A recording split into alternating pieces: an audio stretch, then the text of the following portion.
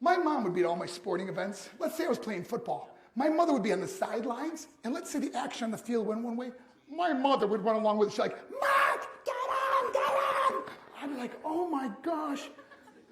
I'd be on the field, we get in the huddle with the guys. They go, Mark, is that your mother? I go, no, I never saw her before in my life. No, but seriously, some of you guys can relate to that.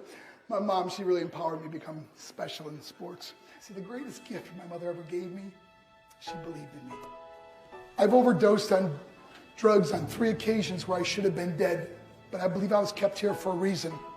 You show me your friends, I will show you your future. How do I know this? Because I hung out with losers. I became the biggest loser of them all because I gave up everything I dreamt about as a little boy because of who I chose to surround myself with.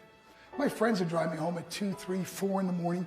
We'd be drunk and high in the car. We'd pull up in front of my house. My buddies would go, Mark, Mark, Mark, the light's on. I go, oh man, my mother's up. See, my mom wouldn't go to bed until she knew her son was still alive.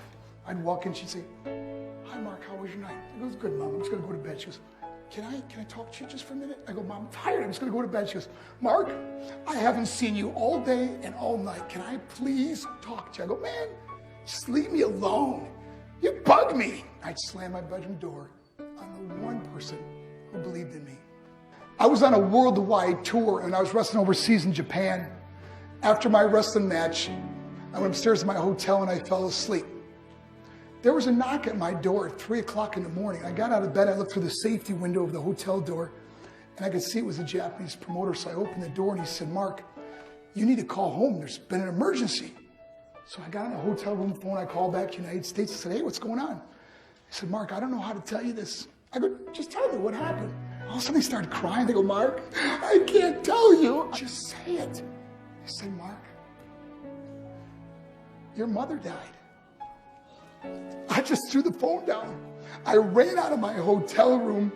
I took the elevator to the lobby. When the doors opened up, I just ran out into the street. And I remember looking up and just saying, Mom, I am so sorry. I flew home for her funeral and I was so nervous to walk up to her casket. So I just stood way in the back. And I remember just kept thinking to myself, I'm like, Mom, please wake up. Please get up. And then I finally got the nerve to walk up to her. And she was so beautiful. She was dressed in white. I mean, she looked like an angel. I said, Mom, you are my hero. Everything I am, everything I hope to be was because of you. You loved me so much. You gave me a life. You worked 2 jobs. You're the only one that ever believed in me. How'd I repay her? By getting drunk? By getting high? By getting stupid? By hanging out with losers? For what? All she ever wanted to do was talk to me. If you have a mother or a father, tell them how much you love them. See, my whole life was about being rich and famous. That's all I cared about.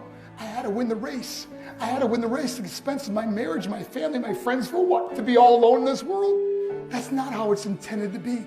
Life is not about winning the race.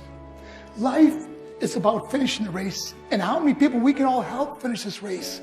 How we can start being kinder to each other. How we can help the students that are going through adversity right now. How we can stop with the name calling and hurting other people.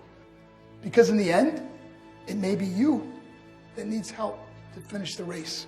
Because I learned what is truly important, and that is how precious this gift of life is and how quickly it can be taken away. See, I no longer live in time. I live in moments. I'm not worried about tomorrow. See, it's not what's in your pocket that matters. It's what's in your heart that truly matters. Love is just a word until somebody comes along and gives it meaning. You are the meaning.